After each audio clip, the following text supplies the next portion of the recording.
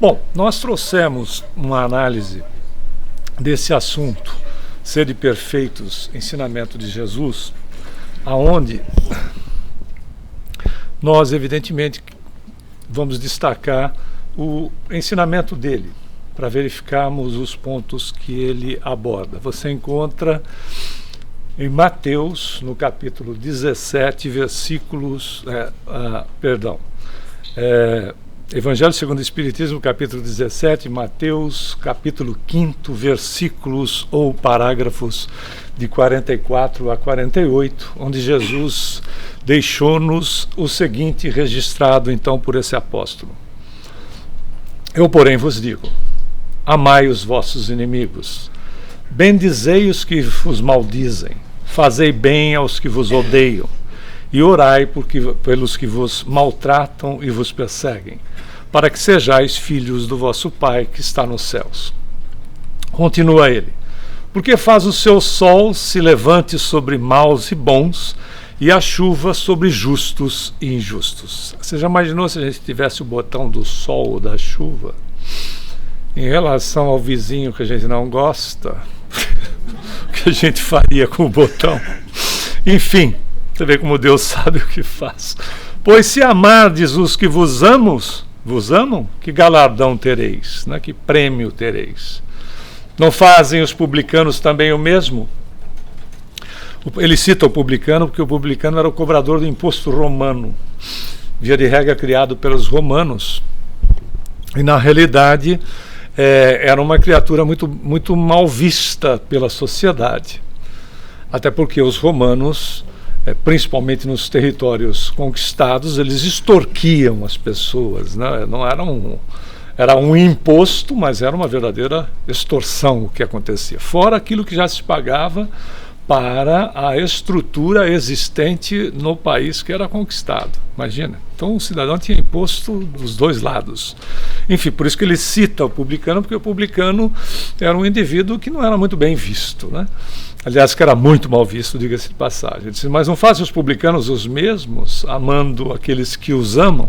Mas ele continua, e se saudardes unicamente os vossos irmãos, que fazeis demais? Não fazem os publicanos também assim? Aí ele diz, sede vós, pois, perfeitos, como é perfeito o vosso Pai que está nos céus. É interessante notar, pessoal, que os ensinamentos de Jesus, quando nós vamos, isso a doutrina espírita nos patrocinou, nós vamos mergulhando nos seus ensinos, nós vamos verificando que eles não são pura e simplesmente aplicados para uma única vertente, que nós levaríamos para o estado religioso. Em absoluto. Ele efetivamente aborda todos os aspectos da vida do ser. Nem poderia ser de forma diferente. Não é? Ele não é o Cristo planetário não é um Cristo religioso. Ele não vem para uma questão religiosa. O Cristo planetário é um ser completo. Ele cuida do planeta, das suas dimensões, da estrutura planetária, das suas dimensões e de tudo aquilo que se relacione ao planeta que ele é responsável. Então, ele não poderia trazer um ensinamento que seria circunscrito, que seria limitado. Eles são amplos, tão amplos que eles também estão atuando, graças a Deus e à nossa evolução, estão atuando no campo científico, aonde nós não temos nem teremos uma ciência religiosa, o que não faz sentido, mas teremos uma ciência espiritualizada, o que é completamente diferente de uma ciência que seria religiosa.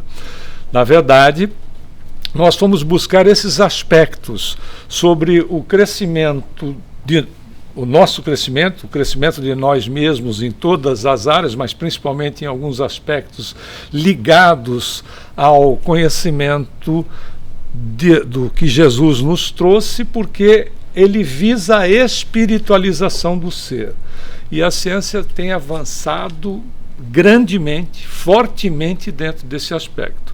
Olha, a gente vai só pegar as nossas conquistas do século XX, o que nós nos desenvolvemos. Foi em biologia molecular, na genética, na bioquímica, na imunologia, na fisiologia, nas neurociências e também na epigenética. E é interessante notar o seguinte dentro desses aspectos. A redescoberta que dissemos da espiritualidade, da religiosidade com a saúde. E aí tem tudo a ver os ensinamentos de Jesus, como vão fazendo uma ligação, né, como eles são integrais, como eles não são limitados. Querem ver? O que é a tal da epigenética? Na realidade, a epigenética, epi é de sobre ou acima de. A genética você já sabe o que é, né? Nós trouxemos uma definição bem simplória, bem rápida do que é a genética. Né? A ciência cujo objeto é o estudo da herança biológica, a transmissão dos caracteres biológicos entre os seres vivos de uma mesma espécie e de uma geração para outra. Né? Exemplo, cor dos olhos, estatura, cor dos cabelos, se você os tiver, evidentemente, etc. Né? E de repente você também deve não tê-los porque vovô não tinha, papai não tinha, então você tem um processo genético atuando em nós. Né? Não tem problema nenhum, porque na próxima existência você já se prepara para vir um Elvis Presley e aí com um topetão e tal. Pode ser que na próxima existência a gente nem precisa mais de pelos, né? Vai saber. Né? A evolução mostra cada vez um ser mais desenhado de uma forma onde a utilização nossa serão as nossas capacidades intelectivas, nossas capacidades mentais, e muito menos a atividade, não é? Laboral específica. Vamos trabalhar muito mais, evidentemente, como você já deve ter percebido no pós-pandemia, não é verdade? Aliás, com tecnologia cada vez mais avançada, mais nós colaboramos para o engrandecimento não só nosso, como da sociedade. Mas é interessante notar que tudo antes se baseava nisso que você acabou de ver. Né? Então você reencarnava, você tinha a sua herança genética, acabou, é isso aí. Né? Se contente, porque é isso que você vai ser e está resolvido o assunto. Só que não é assim. Não é assim porque, olha que interessante, os genes e as suas ações além do DNA significa o seguinte: 20% das características biológicas são definidas pela carga genética que você recebeu lá da estrutura familiar, papai e mamãe, ok? Os outros 80% dependem de fatores epigenéticos. Tá complicado? Vou simplificar.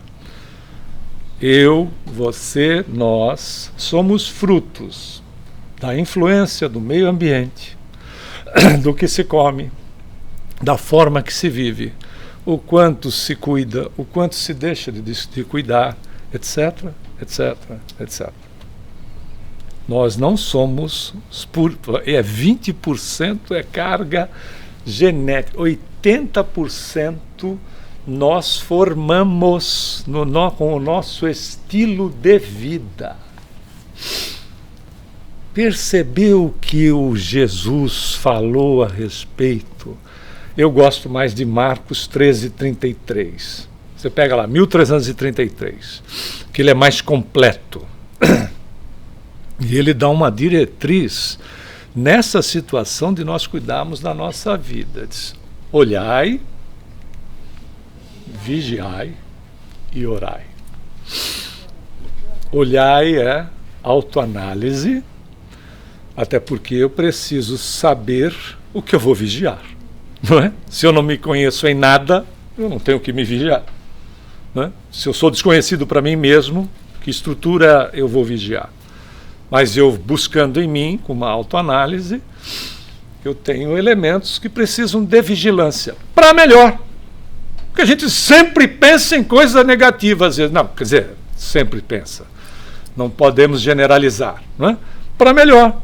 Puxa, eu faço bem determinada coisa, vou vigiar para que eu faça mais vezes e aí eu vou me aperfeiçoando. Faz sentido para você, não? A gente tem que parar com essa história de que, porque eu sou assim. Não, não é não. É foco no bem. A vida só é boa para quem foca no bem. Então, esses aspectos são importantes.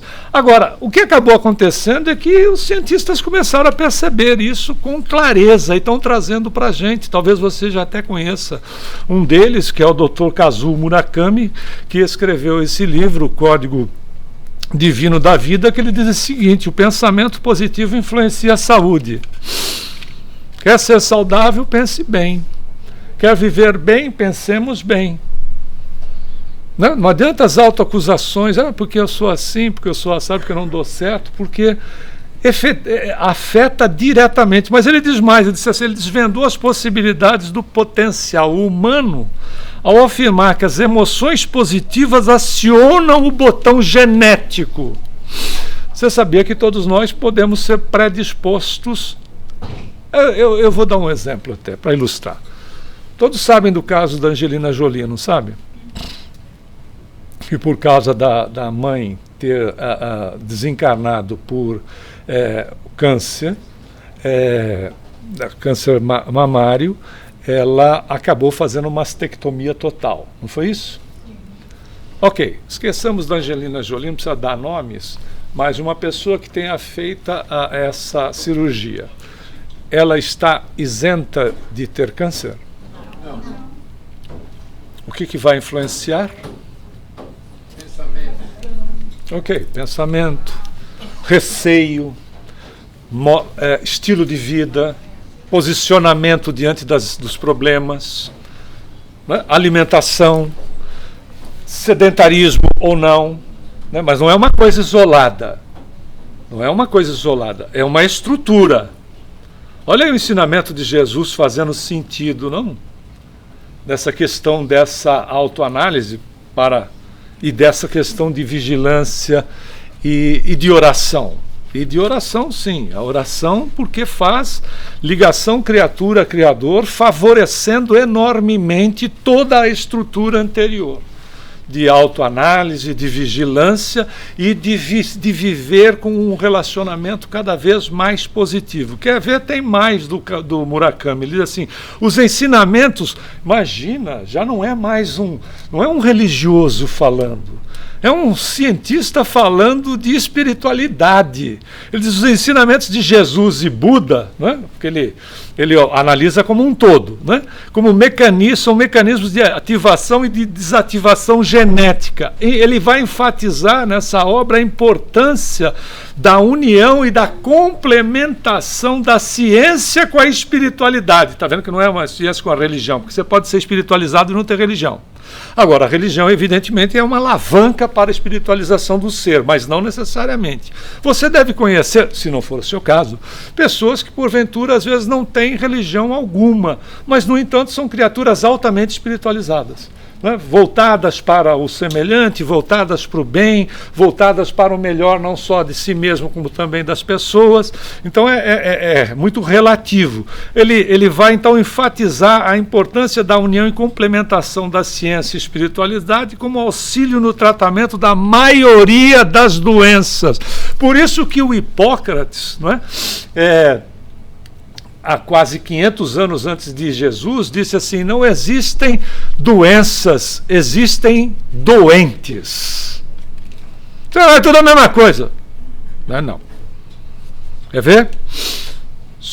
Eu sendo espírito, eu sou o doente.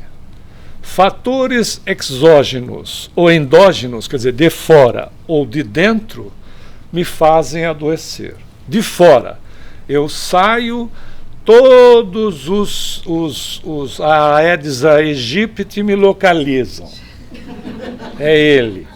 Vai ficar com dengue, chikungunya, etc., porque eu sou o elemento que estou predisposto. Então, estou usando o exemplo do Aedes, pode ser qualquer outra situação.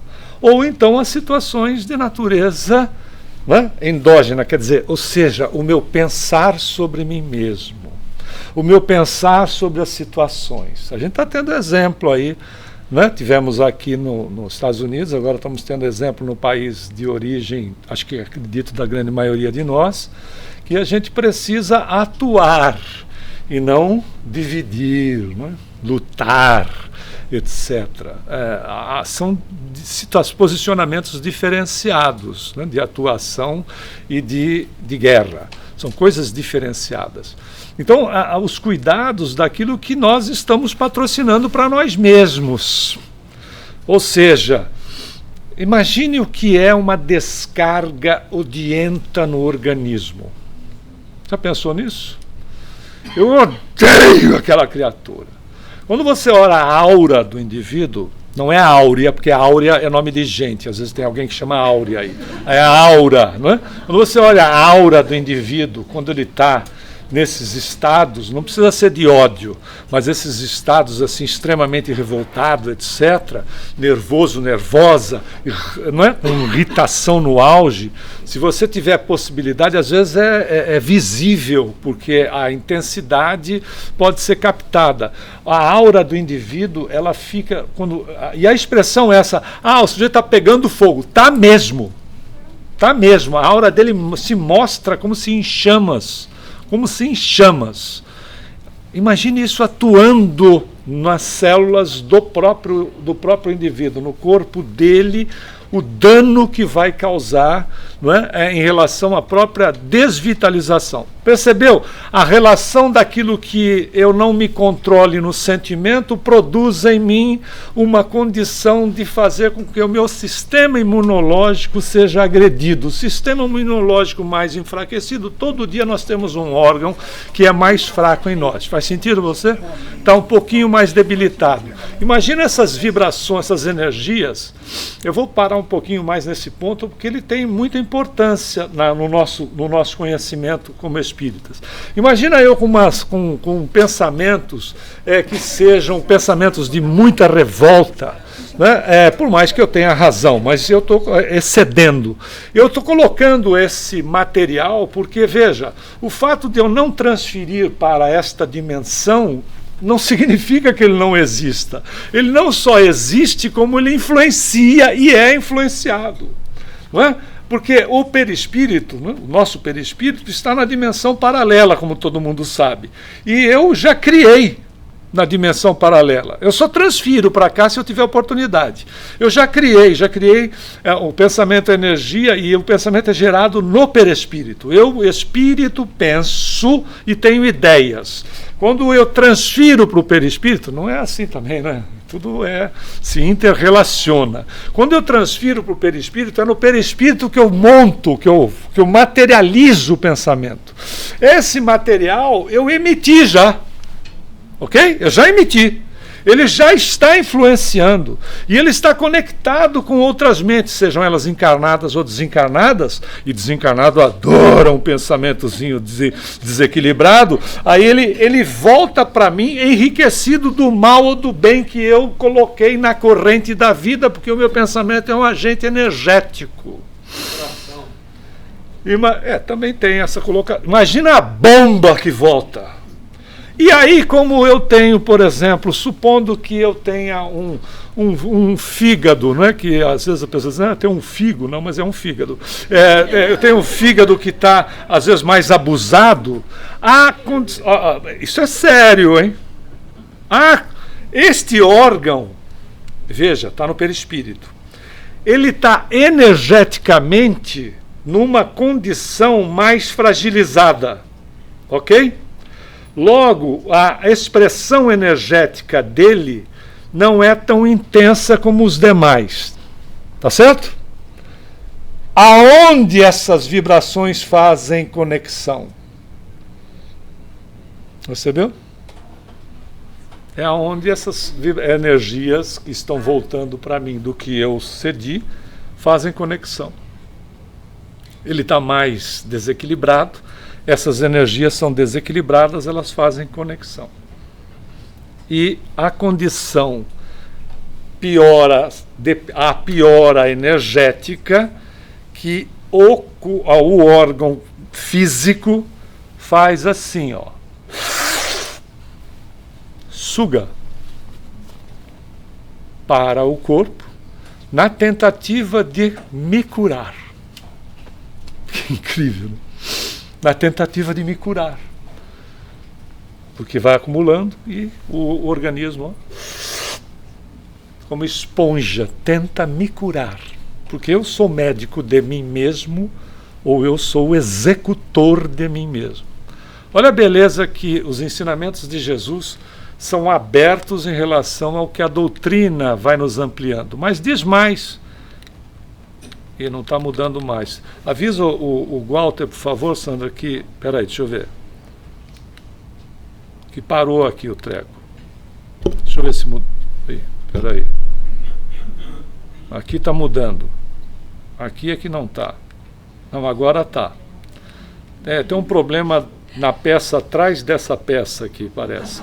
Aí, emoções positivas podem alterar a ação dos genes, diz o Dr. Murakami. A gente só pegou o livro dele por enquanto. Tem muita coisa. Fatores positivos. Olha a beleza que esse cara está... Você está lendo essa obra, que esse cara não é espírita. Você diz assim, mas isso aqui é espiritismo puro. E é.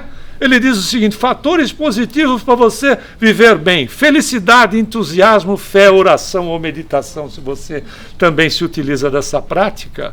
São fatores que fazem o seguinte em relação a nós. Eles ativam a alteração de genes importantes. O organismo fica feliz. Fatores negativos como ansiedade, medo, estresse, tristeza, sofrimento e vai por aí afora, faz exatamente a lógica acontecer, que é o contrário, desativa os genes importantes que poderiam estar estabilizando saúde e tudo mais. Ele continua ainda, diz, a maneira como pensamos, olha o que o cara está dizendo, a maneira como pensamos afeta o funcionamento dos nossos genes e como consequência nos tornamos doentes ou saudáveis. Esse cara... Ele não está agindo como um religioso, ele está fazendo uma análise do que é observável, do que se sabe. Ele diz, o que fazer para ativar esses genes? Ele diz assim, a resposta é simples, viver plenamente e ter sempre uma atitude positiva perante a vida.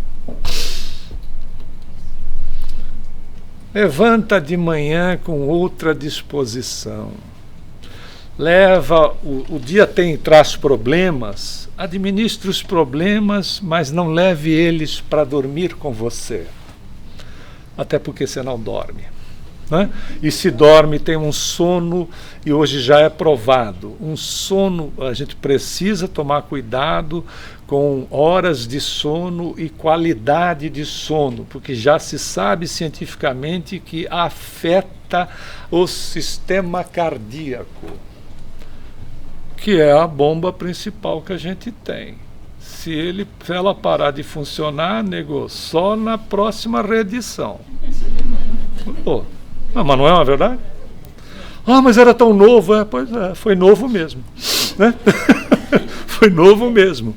Essa que é a realidade, são os cuidados. Mas isso aí começou de graça? Não. Começa com um processo que é tão grande a palavra que ficou como PNI, que é Psiconeuroimunologia, em 1970. Eles acreditavam, se acreditava antes disso, tanto esses pesquisadores, o Robert Adler e o Nicholas Cohen, concluíram que o cérebro e a percepção sensorial agem diretamente no sistema imunológico, mas não foi era uma coisa assim, eles entendiam que o sistema imunológico nosso funcionava em separado. Uma coisa era o que você pensava, agia, vivia, etc. E outra coisa era o sistema imunológico. Aí, em 1970, você não era nascida, então você nem sabe, às vezes nem lembra mais disso, só recebeu a informação em banco escolar. Tinha um calhambeque que eles chamavam de Apolo, que para hoje, para os veículos espaciais, era um verdadeiro calhambeque. Aí os caras estavam indo para a Lua. No meio do caminho, houve uma explosão de tanque de oxigênio e o pessoal disse, não vai dar para chegar, porque se chega, não volta. Essas opções são as piores. Né? Tem aí, inclusive, se você quiser se candidatar a ser astronauta para ir para Marte, só vai de ida. Né? Olha aqui, uma beleza. Né? Parece que é como desencarnar, você vai só vai de ida, não é? Para o nosso lar. Eu quero ir para o nosso lar, você só tem ida. Aí o fato não parece ser um bom negócio, mas enfim, tem gente que gosta. Aí os caras disseram, bom, não vai. Então vamos fazer o seguinte, vira a carroça. Aí virou a carroça. Só que hoje você tem no seu carro, Primeiro que o seu carro já está parecendo uma nave espacial. Né? Que você aperta o botão, você já nem ouve mais ruído hoje de motor. Né? Se você tiver carro elétrico, aqueles... você sai... Não é verdade? Você põe um GPS, o GPS só falta dizer assim, você vira aqui, seu burro. Não é aí que eu estou falando, mas você não, o GPS está errado, vou virar aqui. Aí, não é? Tem uns caras que inclusive querem corrigir o GPS. Impressionante. Muito bem, tudo não era assim. O cara virou e diz assim, ó, só tem um jeito para voltar para a Terra. Mira ela. Se errar, passou aqui, ó. Tchau, porque não tem combustível para fazer a volta. Aí os caras miraram a janelinha. Imagina você nessa gelada. E estava gelado lá dentro, porque também deu problema no ar-condicionado. Estava muito gelado. Mas nessa gelada, você mira e... atira. E vai. E seja o que Deus quiser. Foi o que os caras fizeram. Bom, até aí, né? 3 caras altamente preparados, vocês já devem ter visto programas para preparação, esses foram os 3 astronautas, só que teve um detalhe, quando os caras conseguiram chegar, 2 deles estavam gripados, e a pergunta que se fazia é o seguinte, mas peraí, 3 caras altamente preparados, com uma saúde férrea, como é que a coisa pode ter, os caras podem ter ficado gripados? Mas por acaso o sistema... tinha gripe quando foram, a gripe apareceu de ontem. A condição do sistema imunológico. Olha a pergunta da época, 1970, está aqui, do lado. Será que o sistema imunológico é influenciável? Porque não faz sentido. Se entendia que ele era separado. Aí, claro, né, vamos pesquisar. E um dos grandes pesquisadores, entre outros, esse é um deles, eles verificaram na Universidade de Rochester, em Nova York, esse psicólogo já citado, Robert Adler, que desencarnou em 2011, identificou a conexão entre o psiquismo e o sistema imunológico, concluindo que o sistema imunológico é condicionável. Você condiciona ele. Ou seja, se você é feliz, o seu sistema imunológico é feliz e você tem saúde. Se nós somos uma pessoa triste, procura terapia e medicação se for necessário, porque o sistema imunológico vai estar afetado. E aí a gente não pode passar nem na frente de hospital. Você passa na frente e já fica doente. Porque a coisa é complicada. Veja, é tão incrível que um livro lançado há praticamente quase 60 anos atrás, que é este aqui, Evolução em 2 Mundos, de André Luiz, pela psicografia de Francisco Cândido Xavier, um livro cujo muitos aspectos científicos trazidos pelo autor foram só desvendados 30, 40 anos depois, e tem muita informação lá ainda que a ciência não chegou, né? Dado que o André Luiz trouxe material de décadas à frente da onde nós nos encontramos hoje ainda. Esse livro não foi escrito para aquela época, quase 50, 60 anos atrás, foi escrito para agora. É impressionante porque, olha, uma das coisas que ele trata da interação mente-corpo, que está claríssimo em relação a tantas outras informações, ele diz o seguinte: as nossas células, animálculos ou animaizinhos infinitesimais que se revelam domesticados e ordeiros na colmeia orgânica, assumem formas diferentes segundo a posição dos indivíduos e a natureza dos tecidos em que se agrupam, obedecendo ao pensamento simples ou complexo que lhes comanda a existência.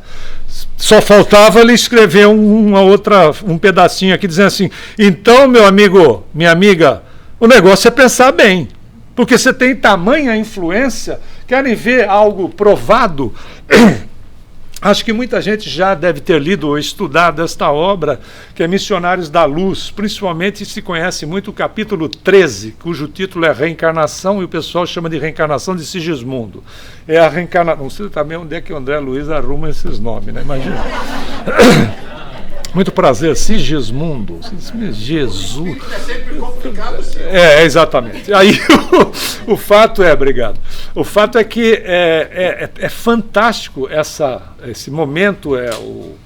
Esse desenhista fez o momento em que, simbolicamente, a mãe recebe, debaixo de luz que vem do alto, em bênçãos que caem sobre ela desdobrada, que é a Raquel, ela desdobrada, ela recebe simbolicamente o filho que ela irá ter, porque a relação sexual ainda não aconteceu, então há uma ligação do perispírito do reencarnante com o perispírito da mãe, numa verdadeira sessão de amor da mãe, porque ela começa a abastecer material perispirítico para o reencarnante. É uma doação de amor, tenha ela consciência ou não, desde o começo. Tanto é que você, mamãe, com muita probabilidade, pode ter sonhado com ele ou com ela, que chegou até te dizer o nome que queria ter. Né? Pode ter algum caso aqui que sonhou com menino. Uma já apontou ali, né? Menino ou menina, seja lá quem for, e diz assim: eu quero me chamar João, quero me chamar Maria, ou coisa do gênero. Hoje você está com a macaca, hein, Sandra? Limpando já tudo. Isso, claro. Toca, já está limpando tudo, coisa impressionante. Aí, tudo bem que a palestra gera influência, mas isso já é um absurdo. Aí o fato, a gente perde o amigo, mas não perde a piada, né? Aí a ligação acontece, tanto é que cientistas, eu já dei essa informação em outros momentos, mas cientistas italianos, financiados pelo regime nazista, queriam produzir gente em série, porque eles precisavam de soldados para combater. E eles notaram o seguinte, que nas experiências que eles faziam, com equipamentos rudimentares, as moças que ovulavam, mas não tinham o que eles chamaram de cinturão de vida, ou seja, identificaram o perispírito do reencarnante. Elas mantinham relações sexuais, mas não engravidavam. Mas as moças que eles viam que tinha essa energia, que eles chamaram, então, repetindo, de cinturão de vida, ovulando, elas engravidavam. Ou seja, eles detectaram o perispírito do reencarnante. Quando terminou a guerra, o Papa Pio XI mandou desaparecer com esses estudos, etc., mas você sabe que sempre alguma coisa vaza, e foi o que vazou. É tão interessante notar que, nesse processo de doação, o pai, o Adelino, que aparece nesse capítulo, ele tinha tanto medo do reencarnante, tanto medo daquela criatura que ia ser o seu filho, por desavenças no passado, onde o Sigismundo, no passado, havia lhe tirado a vida numa das existências, ele tinha tanto medo que o receio dele, inconscientemente, matava todos os espermatozoides na bolsa seminal. Ele mantinha a relação sexual com a Raquel, sua esposa, e ela não engravidava. Quer dizer, ele era o estéril, mas sem ter um problema, pelo processo puro e simples do receio que ele tinha, ele mentalmente liquidava, porque era a chance do desafeto anterior, que já havia se modificado, etc., reencarnar através dele. Aí fazem um trabalho com Adelino, etc., porque a espiritualidade tem muita paciência conosco, né? Pega o Adelino, vem aqui, Adelino, senta aí, meu filho. E vai, Adelino, e dá-lhe passe, e conversa com o Adelino, e deve ter dado uns sacolhões no Adelino, e aí pegaram o Sigismundo, diz, o Sigismundo não é nada mais daquilo que foi, etc., as pessoas mudam, né? Olha Jesus lá, não é? É que ele diz, no apontamento que fizemos aqui do Mateus 5, 44 a 48, né? Orai por aqueles que vos perseguem e caluniam. É duro, hein? É duro. Você saber que a pessoa está te caluniando e você dizer, eu vou te mandar uma oração, miserável. Você manda primeiro um Pai Nosso bem mandado para ele. Pai Nosso que estás nos céus, né? Aquele santificado seja o vosso nome. Mas é uma realidade, né? Você São aqueles, né, eu chamo de perdão carpaccio, né? Que você tem perdão que você tem que ir fatiando fino, né? Não é de uma vez, é assim fininho, devagar, né? Pensando inclusive que é o pescoço dele quando você corta, até que você, claro, porque isso é um trabalho de superação em si mesmo, senão seria uma autoagressão que nós nos proporcionaríamos. Não, está resolvido. Mas que tipo de sentimento seria desenvolvido? Bom, o Adelino topou. E o efeito é o quê? Amor. Que a ciência já diz que é um fenômeno neurobiológico que proporciona bem-estar e saúde. O Adelino assimilou a situação e ele não tinha problema algum na esterilidade dele. Ele simplesmente permitiu que, né, a esposa fosse engravidada pela condição dele ter quebrado a estrutura do medo. E às vezes a gente tem medo de sentir medo. Não é? Às vezes se tem medo. Então, qual é o ponto? O ensinamento do Cristo. Porque quando a gente olha o ensinamento de Jesus, ele trouxe uma doutrina de quê? De amor. Ame. Ame. O máximo que seja possível. Ame, porque é benefício para quem ama. Não é só benefício do outro, é benefício para quem ama. Tem mais, atividades felizes na construção do amor incondicional envolve o sistema límbico, que chama de limbo, que fica entre o neocórtex e o reptiliano. A área cerebral responsável pelas emoções, atenção e motivação. Olha aqui, a gente trouxe aqui esses itens que dizem respeito ao sistema límbico, e olha a beleza, isso é tudo em nós mesmos. Essa área relacionada à liberação de ocitocina, que é ligada a menor agressividade e o melhor convívio social. É a ocitocina que você libera quando você abraça uma pessoa por 20 segundos. Você não só libera em você, como você estimula a liberação no outro. Então você vai sair daqui hoje abraçando todo mundo. Você imagina, fazer o bem libera ocitocina. Você já imaginou? Jesus era um ocitocinado total. Deveria todo mundo se abraçar. Pois é, se abraçar, fazer o bem. Quando você faz o bem, você libera ocitocina. Sensacional, você está fazendo benefício para você mesmo. E a ciência hoje prova aquilo que a gente sabia literalmente muito em teoria. Outra liberação, vasopressina, que reduz a ansiedade e melhora o contato social. E a dopamina, além de outros mediadores acionados à liberação do óxido nítrico, que é onde a gente falou da ocitocina. Nesse livro, Psiquiatria Iluminada, ele fala sobre o sistema límbico, dizendo o seguinte: essa atuação neuroendócrina, do sistema nervoso e hormonal, leva à sensação de bem-estar, confiabilidade e otimismo, tendo como resposta a queda dos níveis de depressão e ansiedade, e melhor resposta imunológica. Aí a gente vai, se entuba de remédio, não é para deixar o tratamento médico, não é? O tratamento espírita não dispensa o tratamento médico, porque tem um detalhe: se eu usar uma faca de forma inadvertida e fizer um talho na mão e precisar fazer sutura, não adianta eu ficar rezando, né, fazendo prece para que seja feito o processo de cicatrização. Eu vou ter que suturar, tomar anti-inflamatório, etc., para fazer os procedimentos adequados. A prece vai acelerar o processo? Vai. Quando você usa de qualquer medicação, faça a prece. Por quê?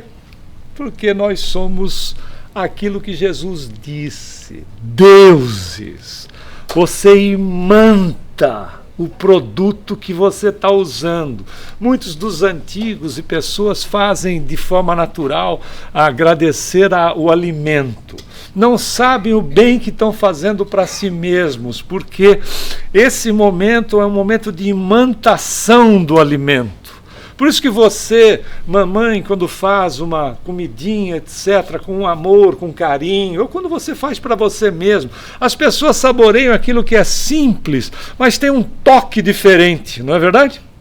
Faz a comida para ele agora, dizendo, eu passo de uma escrava nesse lar, e você me explora o tempo todo, me fazendo que eu seja uma cozinheira, eu que fiz curso de chefe, e agora não passo de uma cozinheira aqui dentro, dá para ele que você se livra da figura.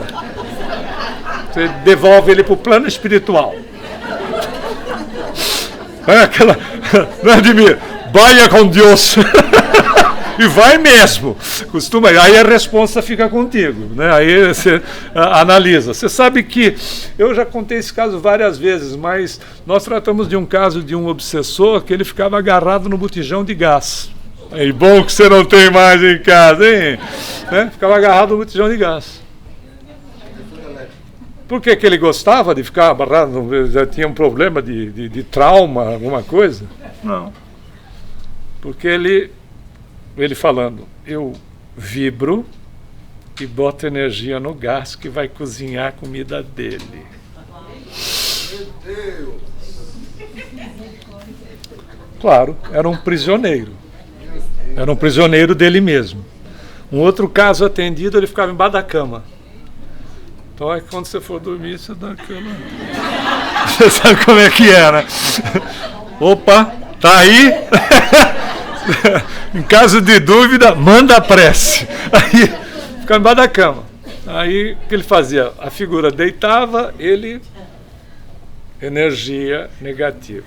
Aí a pergunta para ambos foi: e você está livre? Não estava, né? Um preso e o outro, os dois presos. O umbral deles. Né? Os dois presos. Porque tudo bem, era o meu objetivo, mas estava preso numa situação. Mas olha a beleza que nós fazemos para quebrar essas estruturas todas em relação. Fazer um link com o ensinamento de Jesus, você pega no livro Na Saúde e na Doença, né, nesse capítulo 32, Na Saúde e na Doença, nessa obra, e são espíritos diversos, que diz o seguinte: em toda circunstância, trate a própria saúde, prevenindo-se da doença com os recursos encontrados em você mesmo. Olha que fantástico, porque está em nós. Cada dia é novo ensejo para adquirirmos enfermidade ou curar nossos males. O melhor remédio antes de qualquer outro é a vontade sadia, porque a vontade débil enfraquece a imaginação, e a imaginação doentia debilita o corpo. Incrível, não é verdade? Emmanuel diz assim: às vezes a gente quer atribuir ao corpo a responsabilidade dos nossos desatinos, dos nossos desequilíbrios. É a mesma coisa que querer atribuir ao veículo a responsabilidade de causar danos a terceiros quando sou eu o motorista.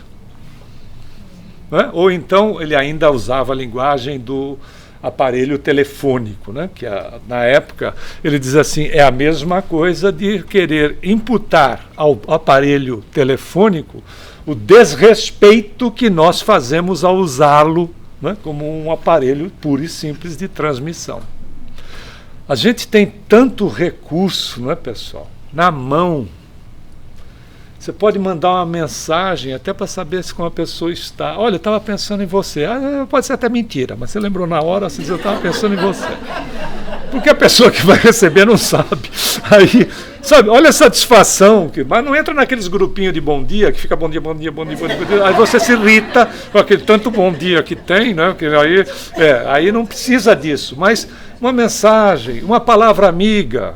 Olha, o que a gente... A caridade de falar com os outros. Claro, ou de escutar, não é? Porque às vezes a gente fala muito e escuta pouco. Não é verdade? Às vezes a pessoa começou a falar, você já fecha, já dá o diagnóstico. Veja bem, tenhamos o nosso cuidado. Ele termina dizendo assim: doença do corpo pode criar doença da alma, e doença da alma pode acarretar a doença do corpo. Não é sensacional? Tem mais. Jesus diz assim: sede perfeitos como o vosso Pai Celestial. E qual será o máximo da perfeição? Não será tornar-se tão perfeito quanto o Criador, evidentemente, porque nós somos a obra, não somos o escultor. Seremos perfeitos relativamente, porque perfeição absoluta é a divindade. Então a perfeição absoluta é impossível, a gente sabe. E logo o que acontece? Não será amar os inimigos?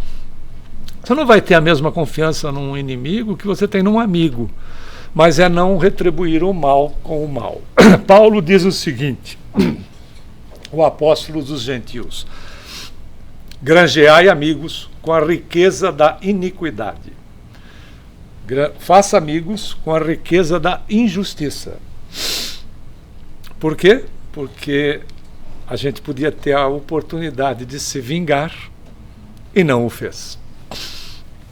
Quando aquela criatura tiver a percepção de que nós não pagamos o mal com o mal, nós ganharemos um tremendo de um amigo. Porque da mesma maneira que nós tivemos, a clareza, alcançamos a luz, que é exatamente esse ponto, as pessoas que porventura agem de forma desequilibrada um dia também alcançarão.